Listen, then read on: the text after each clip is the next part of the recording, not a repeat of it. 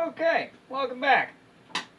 So, we've got our Camaro plaque that we did earlier in another video where we did some shading techniques. This one's actually all done. Got the border put in and a little few details that I like that weren't in there from the laser just because they weren't in the file. The added window line of the other side of the car. Just little things to give it some depth. You know, little things customers will notice when they look at it and want to possibly buy it. So now that we've got our design cut and everything's burned and ready to go, we're on to the last step before sealing it so it's finished and ready to dry and go up for sale. So for this particular piece, I chose Ipswich Pine as my stain. I like it. It's not too dark. It doesn't leave a real dark background that can counteract with some of your wood burning. If like this piece, there's a lot of, as you can see, there's a lot of small spaces in here. And I went with a darker stain. I like to use gunstock a lot or cedar stain. It's really nice. It gets a good sheen to it. This piece I'm going to go with something a little lighter just for the fact there's a lot of small spaces in here, and that darker stain, I'm going to end up losing a lot of that in the process. And you'll lose some of the detail just because it's too dark. So we're going to go with something a little lighter for this one. Nothing too light. You will be able to notice a definite change from the piece of pine that it's cut on to the stain itself. There's a lot of different ways you can do stain. I know people that do it with sponges, rags, paintbrushes. It's really just a personal preference for what you would like. You know, if you are more comfortable blotting in a shop rag and then doing it, that is perfectly okay. I got a lot of them. You know, depending on the project I'm doing, I will just dip it and rub it all over the board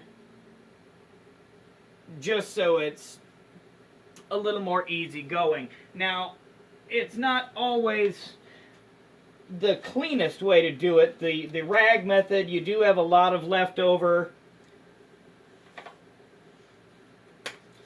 and excess stain floating around the project, which is okay. I mean, it's not going to hurt anything, but the cleanup is a little more involved. You're going to have a little bit bigger of a mess. I myself put them on a rag. I keep a rag here to wipe everything down with.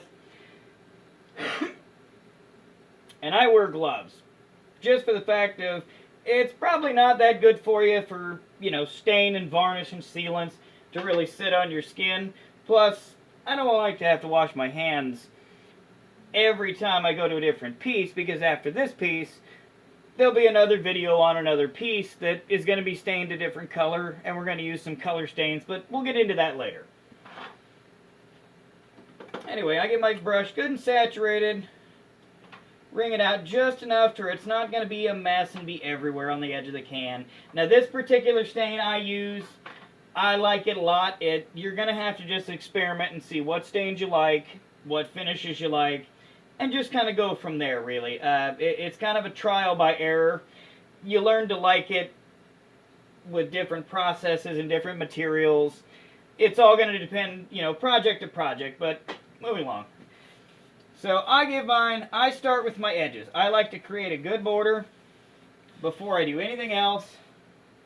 That way I know everything that's on the side is already done. I'm not going to have a big mess, and I don't have to really soak it down up top. I can get just enough to cover it because I don't need to try to put a big puddle up here and smear it to the edge. If you start at your edges, and this is just my opinion, if you start at your edges, it makes the whole piece a little easier to work with.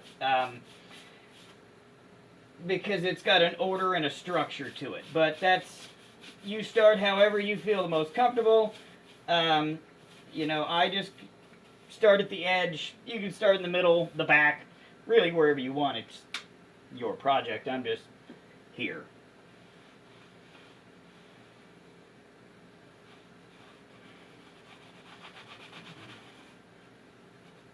And see, this piece here with a lighter stain on it, like that Ipswich pine, you don't really see a whole lot of difference in the piece that was not stained and this one. But you do see just enough of a difference that the piece is a little darker, but it's not so dark that you lose all these details. It actually highlights them and makes them stand out. So with the front side done, we'll flip it over real quick and just go ahead and do the back before we wrap up. And the back, you know, you can do a different color even. This one, once it is dry, it will be moved on and have the edges burned with a pen torch to give it a different defining look around the edge of the project, to where it's not just an regular old stained plaque.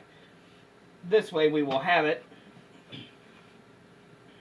just the way it is here, and then we'll burn the edges before it goes off. But that's how we like to stain stuff. That's how I stain things. Hope you learned something in any of it. Stay tuned for more videos.